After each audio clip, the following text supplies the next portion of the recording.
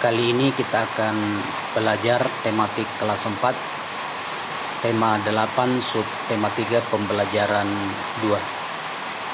Sebelum menonton channel ini, jangan lupa untuk like, share, dan subscribe.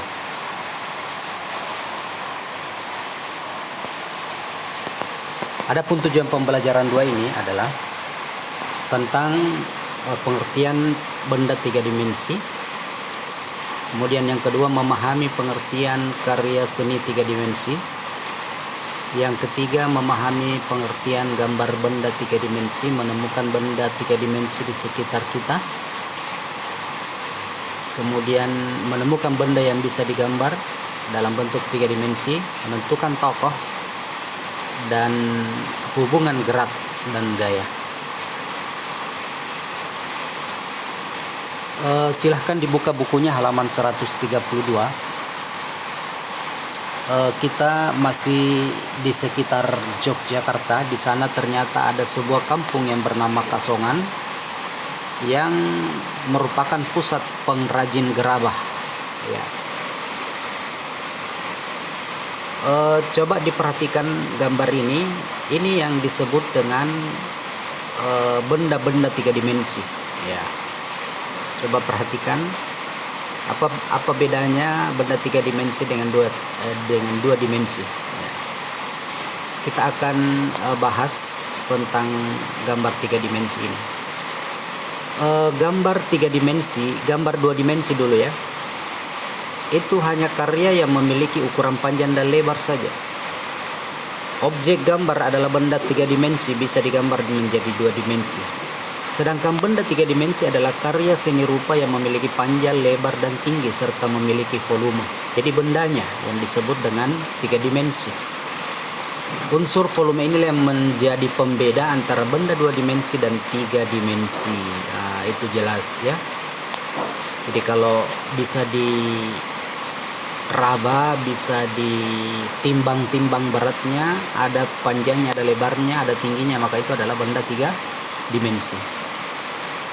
Itu juga ciri-ciri benda 3 dimensi.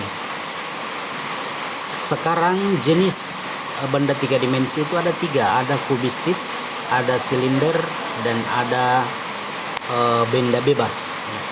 Kalau kubis berbentuk seperti kubus atau balok. Kalau silinder ya berbentuk seperti tabung, mangkuk, gelas, botol ya. Dan benda bebas seperti yang lainnya tidak berbentuk, bebatuan, pepohonan ya. Itu 3 jenis kubistis. Nah, sekarang tulis kembali apa yang telah dijelaskan tadi tentang ciri-ciri benda 3 dimensi, tentang jenis benda 3 dimensi ya. Dan benda yang bisa ditemukan di sekitar kita. Nah, di gambar ini kalian diminta mengelompokkan. Nomor 1 misalnya masuk ke dalam benda apa? Kubistis kah?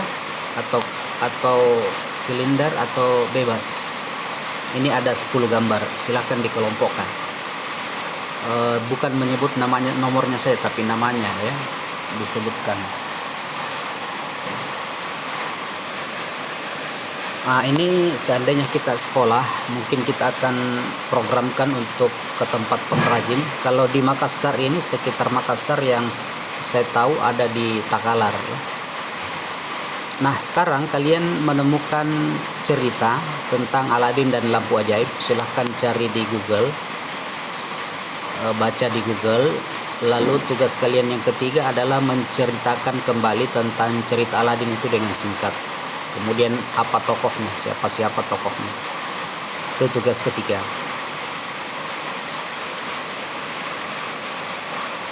Nah, selanjutnya kita akan berbicara tentang gerak.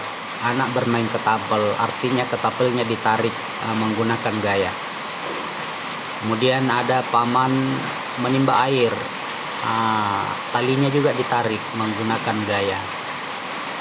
Kemudian pengrajin membuat gerabah, ya, memberikan gaya dengan menekan-nekan tanah liat ini sehingga menjadi gerabah. Nah, tugas kalian yang keempat, apa hubungan gerak dan gaya? Gaya, bahwa gaya itu bisa apa terhadap ketapel, terhadap ember dan seterusnya. Ya, baik, saya kira itu. Terima kasih, dukung terus channel ini dengan like, share, dan subscribe.